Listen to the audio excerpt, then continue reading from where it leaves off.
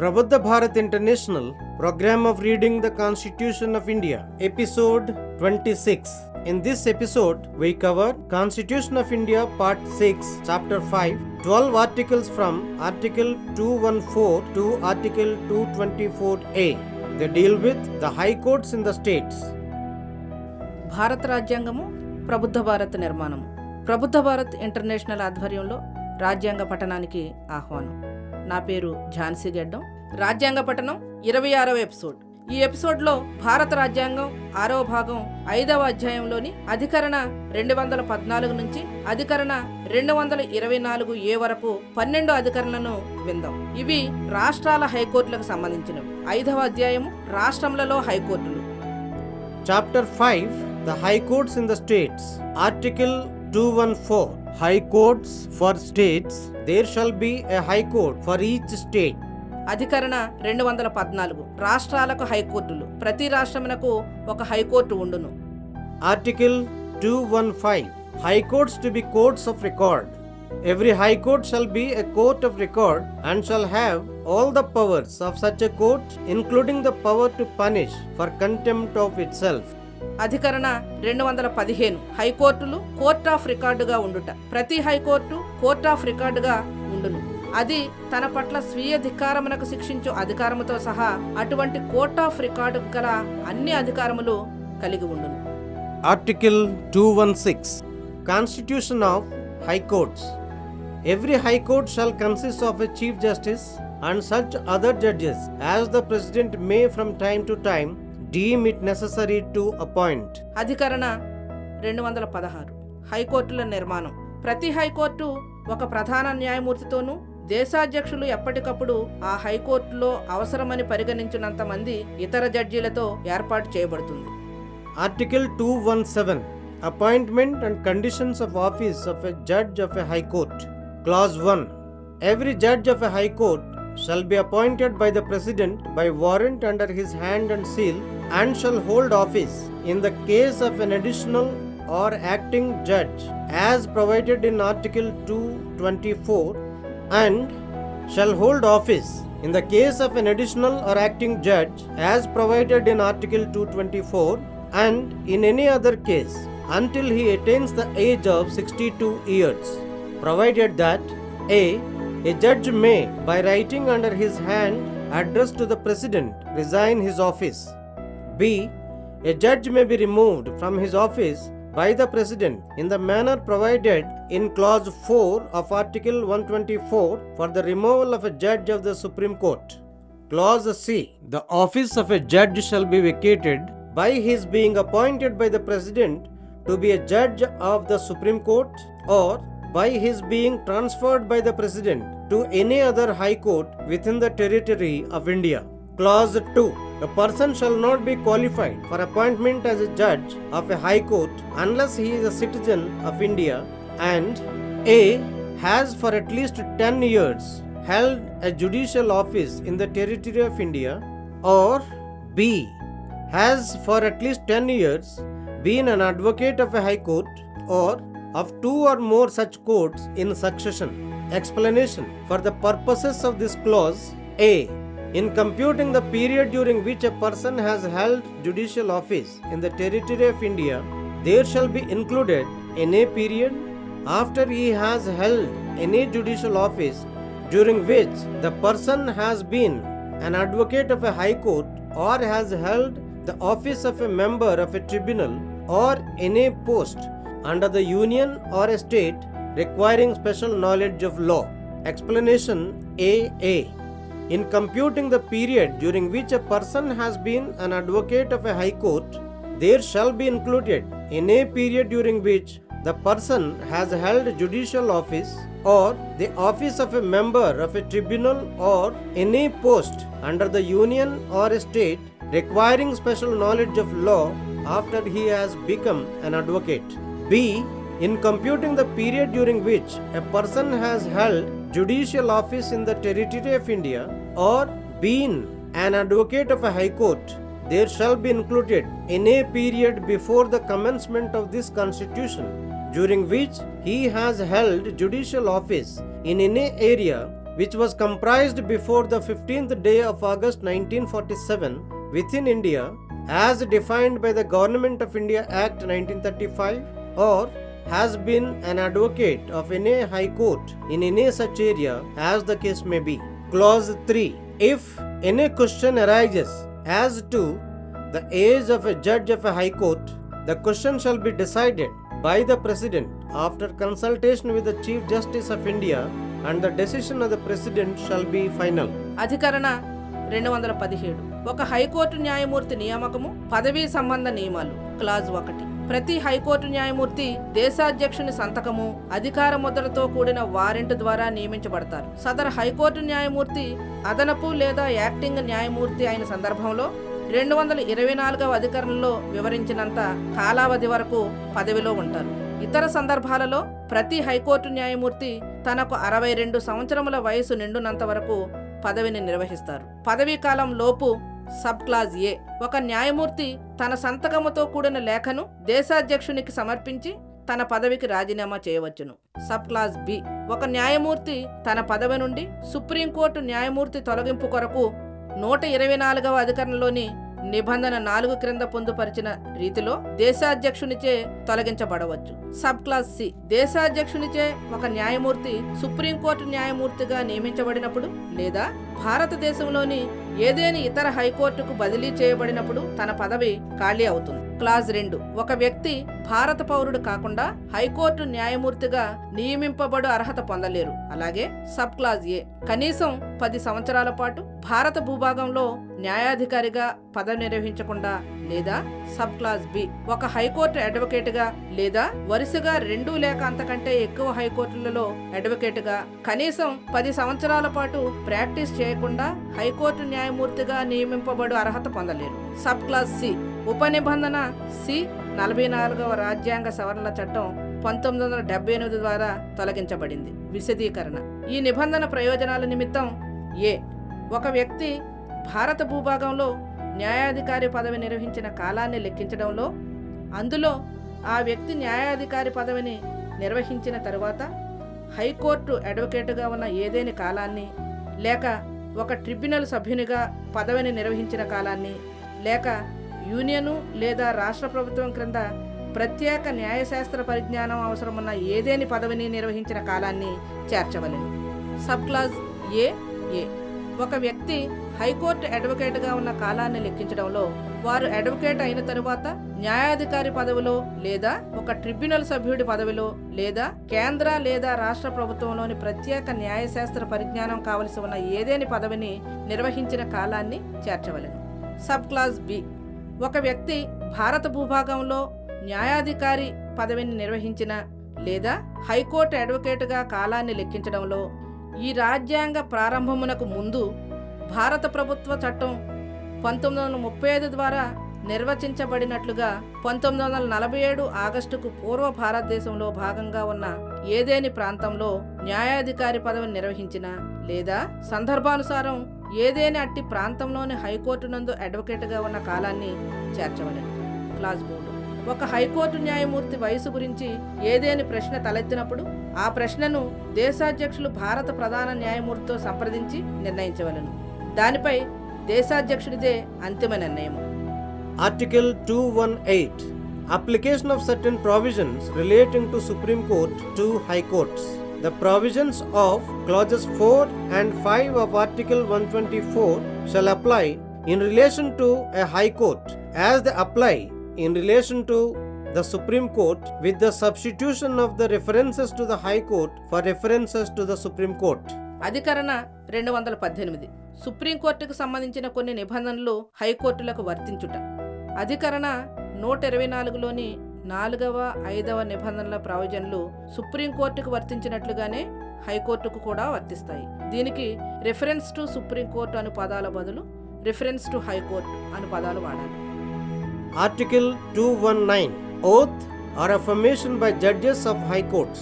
Every person appointed to be a judge of a high court shall, before he enters upon his office, make and subscribe before the governor of the state or some person appointed in that behalf by him an oath or affirmation according to the form set out for the purpose in the 3rd schedule. అధికరణ 219. High court న్యాయమూర్తులచే ప్రతిజ్ఞ లేక ప్రమాణం. High court న్యాయమూర్తిగా నియమించబడిన ప్రతి వ్యక్తి తన పదవిని చేపట్టడానికి ముందు రాష్ట్ర గవర్నరు లేదా గవర్నరు తరపున తనచే నియుక్తమైన వ్యక్తి సమక్షంలో 3వ షెడ్యూలులో ఈ నిమిత్తం పొందుపరిచిన ప్రమాణ నమూనా పత్రమును అనుసరించి ప్రతిజ్ఞ లేదా ప్రమాణము చేసి దానికి కట్టుబడి ఉంటానని ప్రకటించవలెను. Article 220. Restriction on practice after being a permanent judge.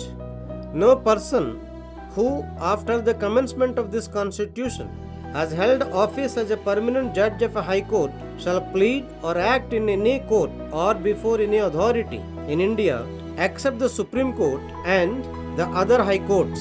Explanation. In this article, the expression high court does not include a high court for a state specified in Part B of the 1st schedule as it existed before the commencement of this Constitution, 7th Amendment Act 1956. అధికరణ 220. శాశ్వత న్యాయమూర్తిగా పదవీ విరమణ చేసిన తరువాత వృత్తి ఆచరణపై నిషేధము. ఈ రాజ్యాంగం ప్రారంభమైన తరువాత ఒక హైకోర్టు శాశ్వత న్యాయమూర్తిగా పదవీ విరమణ చేసిన ఏ వ్యక్తి సుప్రీంకోర్టు లేదా ఇతర హైకోర్టులలోనూ మినహాయించి భారతదేశంలోని ఏదేని అధికార సంస్థ ఎదుట వాదించరాదు లేదా న్యాయవాదిగా వ్యవహరించరాదు. విశదీకరణ. ఈ అధికరణలో హైకోర్టు అనే పదములో రాజ్యాంగం 7వ సవరణ చట్టం 1956 ప్రారంభానికి పూర్వం ఉన్నట్టి మొదటి షెడ్యూల్ యొక్క భాగం బిలో నిర్దిష్టపరిచిన రాష్ట్ర హైకోర్టు ఉండదు. Article 221. Salaries etc. of judges. There shall be paid to the judges of each high court such salaries as may be determined by Parliament by law and until provision in that behalf is so made, such salaries as are specified in the 2nd schedule. Clause 2.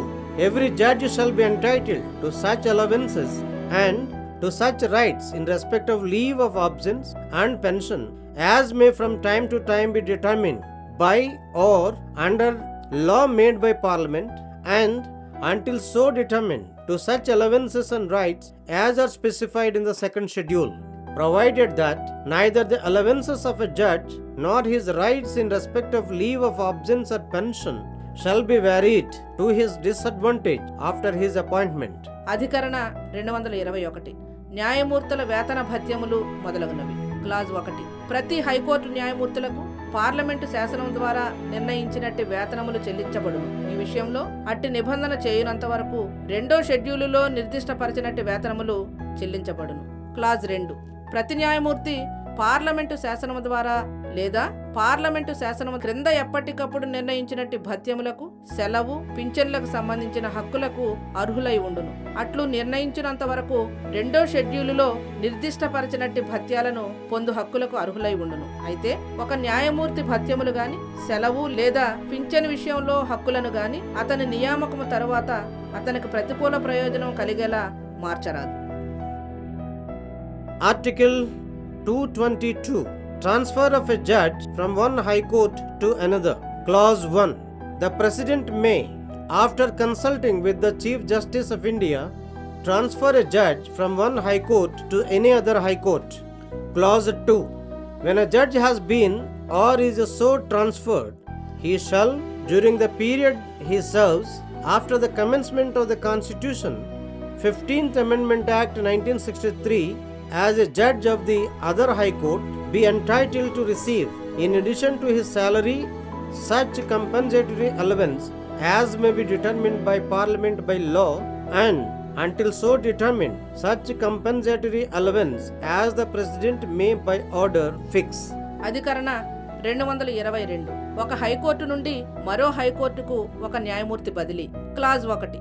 దేశాధ్యక్షుడు భారత ప్రధాన న్యాయాధీశునితో సంప్రదించిన మీదట ఒక న్యాయమూర్తిని ఒక high court నుండి ఏదేని ఇతర హైకోర్టుకు బదిలీ చేయవచ్చు. క్లాజ్ 2. అట్లు బదిలీ చేయబడి ఉన్నప్పుడు లేదా బదిలీ చేయబడినప్పుడు రాజ్యాంగపు 15వ సవరణ చట్టం 1963 ప్రారంభమైన తరువాత ఏదైనా ఇతర హైకోర్టు న్యాయమూర్తిగా పనిచేసిన కాలములో ఒక న్యాయమూర్తి తన వేతనమునకు అదనంగా పార్లమెంటు శాసనం ద్వారా నిర్ణయించినట్టి పరిహార భత్యం పొందుటకు హక్కుదారగును. అలా నిర్ణయించినంత వరకు దేశాధ్యక్షుని ఉత్తర్వు ద్వారా నిర్ణయించినట్టి పరిహార భత్యమునకు హక్కుదారగును. Article 223. Appointment of acting Chief Justice. When the office of the Chief Justice of a High Court is vacant, or when any such Chief Justice is, by reason of absence or otherwise, unable to perform the duties of his office, the duties of the office shall be performed by such one of the other judges of the High Court as the President may appoint for the purpose. అధికరణ 223. విధి నిర్వాహక ప్రధాన న్యాయమూర్తి నియామకము. ఒక high court ప్రధాన న్యాయమూర్తి పదవి ఖాళీ అయినప్పుడు, లేదా ఎవరైనా అట్టి ప్రధాన న్యాయమూర్తి హాజరు కానప్పుడు గాని, లేదా ఇతర కారణం వల్ల గాని తన పదవీ బాధ్యతలను నిర్వహించలేకపోయినప్పుడు ఆ పదవీ బాధ్యతలు ఆ హైకోర్టులోని న్యాయమూర్తులలో నుండి ఈ ప్రయోజనం నిమిత్తం దేశాధ్యక్షులు నియమించినట్టు న్యాయమూర్తిచే నిర్వహించబడవలెను. Article 224. Appointment of additional and acting judges. Clause 1. If by reason of any temporary increase in the business of a high court, or by reason of arrears of work therein, it appears to the President that the number of judges of that court should be for the time being increased, the President may appoint duly qualified persons to be additional judges of the court for such period not exceeding 2 years as he may specify. Clause 2. When any judge of a high court other than the Chief Justice is by reason of absence or for any other reason unable to perform the duties of his office, or is appointed to act temporarily as Chief Justice, the President may appoint a duly qualified person to act as a judge of that court until the permanent judge has resumed his duties. Clause 3. No person appointed as an additional or acting judge of a high court shall hold office after attaining the age of 62 years. అధికరణ 224. అదనపు విధి నిర్వాహక న్యాయమూర్తుల నియామకము. Clause 1. ఒక హైకోర్టులో పని భారం తాత్కాలికంగా పెరిగినందువల్ల, లేదా పరిష్కరించవలసిన దావాలు అధికముగా పెరిగిపోయినందువలన ఆ సమయానికి ఆ కోర్టులోని న్యాయమూర్తుల సంఖ్యను పెంచవలనని దేశాధ్యక్షుని కనిపించినచో, దేశాధ్యక్షులు నిర్దిష్టపరచినట్టు 2 సంవత్సరముల కాలము దాటకుండా అర్హులైన వ్యక్తులను ఆ కోర్టులో అదనపు న్యాయమూర్తులుగా నియమించవచ్చును. క్లాజ్ 2. ప్రధాన న్యాయమూర్తి తప్ప హైకోర్టులోని ఎవరైనా ఇతర న్యాయమూర్తి హాజరు కాని కారణం వలన, లేదా ఏదేని ఇతర కారణం వల్ల తన పదవీ బాధ్యతలు నిర్వహించలేకపోయినప్పుడు, లేదా తాత్కాలికంగా విధి నిర్వాహక ప్రధాన న్యాయమూర్తిగా నియమించబడినప్పుడు ఆయన స్థానంలో శాశ్వత న్యాయమూర్తి విధులలో చేరినంత వరకు తగిన అర్హత గల వ్యక్తిని ఆ కోర్టు న్యాయమూర్తిగా దేశాధ్యక్షులు నియమించవచ్చును. Clause 3.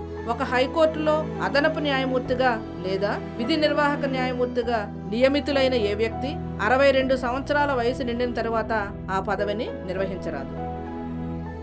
Article 224A. Appointment of retired judges at the sittings of high courts. Notwithstanding anything in this chapter, the Chief Justice of a high court for any state may, with the previous consent of the President, request any person who has held the office of a judge of that court or of any other high court to sit and act as a judge of the high court for that state, and every such person so requested shall, while so sitting and acting, be entitled to such allowances as the President may by order determine, and have all the jurisdiction, powers and privileges of, but shall not otherwise be deemed to be, a judge of that high court, provided that nothing in this article shall be deemed to require any such person as aforesaid to sit and act as a judge of that high court, unless he consents so to do. With this, episode 26 completes. అధికరణ 224A. High court సమావేశములందు పదవి ముగిసిన న్యాయమూర్తుల నియామకము. ఈ అధ్యాయమునందున దేనితోనూ నిమిత్తం లేకుండా ఏదైనా రాష్ట్ర high court ప్రధాన న్యాయమూర్తి దేశాధ్యక్షుని ముందస్తు అనుమతితో ఆ కోర్టు లేదా ఏదైనా ఇతర హైకోర్టుల్లో న్యాయమూర్తిగా పదవి ముగిసిన ఎవరైనా వ్యక్తిని ఆ రాష్ట్ర హైకోర్టు న్యాయమూర్తిగా వ్యవహరించవలసిందిగా కోరవచ్చును. అట్లు కోరబడిన ప్రతి వ్యక్తి న్యాయమూర్తిగా సేవలు అందించుచున్నప్పుడు దేశాధ్యక్షుల ఉత్తర్వు ద్వారా నిర్దిష్టపరచు భత్యములకు హక్కు కలిగి ఉండును. సదరు న్యాయమూర్తి అట్టి హైకోర్టులో ఒక న్యాయమూర్తికి గల అధికార పరిధిని, అధికారములను మరియు విశేషాధికారములన్నిటినీ కలిగి ఉండును. అంతేకాని తాను అన్యదా ఆ హైకోర్టు న్యాయమూర్తిగా భావించబడరాదు.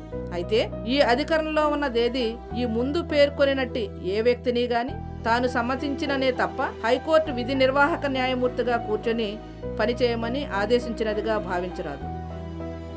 ఇంతటితో రాజ్యాంగ పఠనం 26వ ఎపిసోడ్ సమాప్తం.